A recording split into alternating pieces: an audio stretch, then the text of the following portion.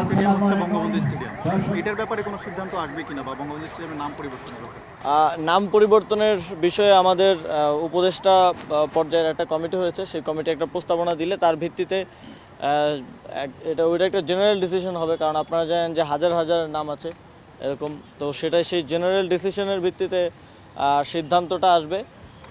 এখন আমরা আমাদের জায়গা থেকে আমাদের যতটুকু জুরিসডিকশনের মধ্যে আছে তার মধ্যে যে যে জায়গায় নামগুলো পরিবর্তন করা প্রয়োজন বলে মনে হচ্ছে, অথবা নতুন যেই কাঠামোগুলো আমরা করছি, বিভিন্ন উপজেলা স্টেডিয়াম হচ্ছে এবং এখানে আজকে একটা খেলার মাঠ হলো, এই কাঠামোগুলোতে যেন আমাদের শহীদদেরকে স্মরণে রাখার ব্যবস্থা করা যায় সেটা আমরা করছি। এবং আপনারা জানেন দীর্ঘদিন ধরে শহীদ আবরার ফাহাদ 2019 সালে শহীদ হন, তার নামে কুষ্টিয়া জেলার মাঠটা নামকরণ করার একটা দাবি ছিল।